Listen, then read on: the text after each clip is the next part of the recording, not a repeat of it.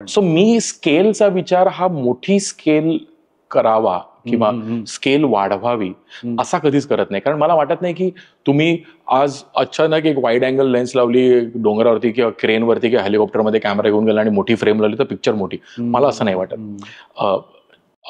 आता जर मला वाईड आणि मोठं आणि लार्जच दिसतं तर त्याला मी काही करू शकत नाही. पण ते जर मी फोर्सफुली केलं तर ते फोर्सफुल दिसणार.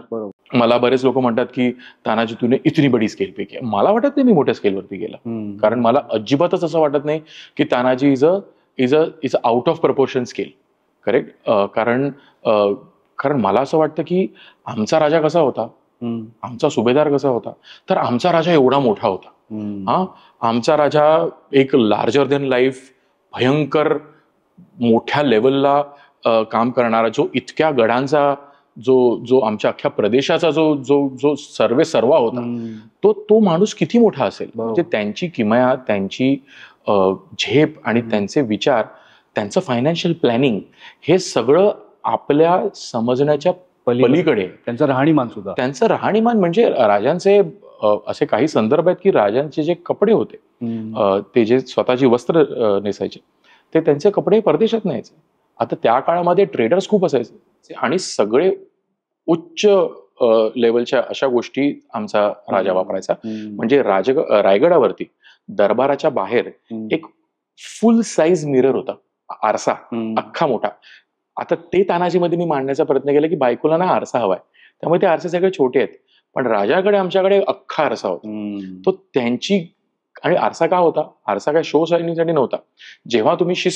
जेव्हा तुम्ही दरबारात येता, जेव्हा तुम्ही राजाच्या समोर येता, तेव्हा तुम्ही घोडसवारी करून आलेले आहात, तुम्ही कुठल्या मोहिमेवरनं आलेले आहात, तुम्ही काही अंतर प्रवास करून आलात, आज तुम्ही दरबारात येणार, मिलिटरी शिस्त. आज जेव्हा तुम्ही दरबारात येणार तेव्हा तुम्ही स्वतःला आपल्या आरशामध्ये बघा की बाबा माझे कपडे तर ठीक आहेत ना, माझे केस अस्तव्यस्त नाही आहेत ना, माझा पेहराव ठीक आहे ना, आणि मगच तुम्ही दरबारात जा. सो असा आमचा राजा होता. सिंधुदुर्ग आपला जो जलदुर्ग आहे, किल्ला जो आहे, त्या किल्ल्याची जर आपण टाइम स्पॅन बघितलं, म्हणजे तो किल्ला ज्या हिरोजी इंदुलकरांनी बनवला. करेक्ट. त्यांना आदेश ऑब्व्हियसली महाराजांचे होते आणि तेव्हा तो किल्ला बनवला. तो काळ, त्या किल्ल्याचं कन्स्ट्रक्शनचा काळ आणि महाराजांची आग्र्यामधली अटक हे एकाच वेळेस झालेले. करेक्ट. पण जेव्हा महाराज नव्हते इकडे, त्या काळामध्ये देखील आपलं फायनान्शियल प्लॅनिंग इतकं अमेझिंग होतं की आमचा सिंधुदुर्ग तेव्हा बनून झाला. करेक्ट. सो ज्या माणसाचा इतका म्हणजे जाणता राजा, जो ज्याला विजनरी आपण म्हणतो, तो जो विजनरी जो आमचा राजा होता, त्याचं फायनान्शियल प्लॅनिंग इतकं, म्हणजे आज आपल्याकडे देखील एकाहून अधिक गाड्या असतात. कधी असं म्हणतो ना की यार आज आपण फॅमिली बरोबर जातो तर आपण जरा एक इनोवा टाईप गाडी घेऊन जाऊ, की आज मी एकटाच जातोय, मला छोटा डिस्टन्स किंवा रोजच्या माझ्या ऑफिसला जातो, मी स्विफ्ट घेऊन जाईन किंवा मी छोटी माझी कुठली गाडी घेऊन जाईल. हा तर आमचा राजा होता ना. बरोबर. तर मग हा हट्ट का की राजांची फक्त घोडी होती? राजांकडे प्रत्येक किल्ल्यावरती घोड्यांचा एक पागा म्हणजे एक ताफा असेल मोठा, की ज्याच्यामध्ये 50-100 घोडे असतील. आणि मग राजा तेव्हा, कारण शेवटी वेग महत्वाचा, आमच्या राजाची सेफ्टी सगळ्यात महत्वाची.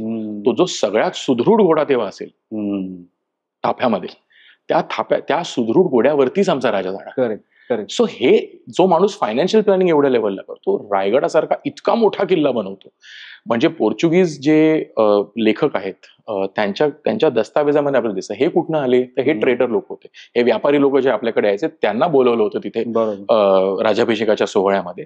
तर त्यांनी आमच्या राजाच्या रायगडाचं त्या काळातलं एवढं मोठं कौतुक लिहिलेलं आहे, म्हणजे त्यांचेही डोळे विस्फारले. तर तो काय, म्हणजे आपले कुठलेही युरोपियन राजे असू देत किंवा आपले दिल्लीतले कुठले राजे, त्या लेवलला किंवा त्याच्यापेक्षा मोठा असा आमचा राजा होता. तर ह्या लेवलचा राजा मला मोठाच दिसतो. मला अजिबात मान्य नाहीये की जे आपल्याकडे काही अंशी म्हटलं जातं की मावळ्यांकडे तलवारी बनवायला लोखंड नव्हतं, मग त्यांनी आपल्या कढई घेतल्या आणि त्या वितळवल्या आणि त्याच्या तलवारी बनवल्या.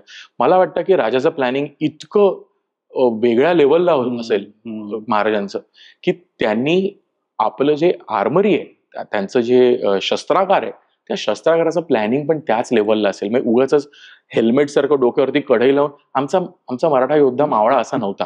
मला वाटतं की तो खूप जास्ती तरबेज योद्धा होता. सो प्रत्येकाच्या तलवारी वेगळी असतात. जो घोडसवार असतो, घोडेस्वार असतो, घोडेस्वारची तलवार वेगळी असते, कारण का ती लांब असते. तुम्ही घोड्यावर एका उंचीवरती असतात, तिकडनं तुम्हाला जर पायदळाला मारायचंय, तो तुमच्या तलवारीची लेंथ जास्ती असायला पाहिजे. जेव्हा तुम्ही फूट सोल्जर्स असतात, जेव्हा तुम्ही पायदळ असतं, तेव्हा पायदळाच्या तलवारीचा एक चपळता असावी त्याच्यामध्ये त्या पातळ असतं. म्हणजे एकच आमचे तलवारीचे खेळ चालतील, नाही असं अजिबात नाही होतं. प्रत्येक मावळ्याच्या एक त्याचं जे युनिट होतं, त्याचं रेजिमेंट होतं, त्यांची प्रत्येकांची लढण्याची स्किल सेट वेगळं होतं. सो असे खूप इट्स अ रेजिमेंटल प्रोसेस. बरोबर, करेक्ट. सो जो माणूस ह्या लेवलला प्लॅनिंग करू शकतो, तो माणूस किती मोठा असेल. सो मला असं वाटतं की ते स्केल, म्हणजे आपण स्केल म्हणतो, ती स्केल खूपच मोठी. बरोबर.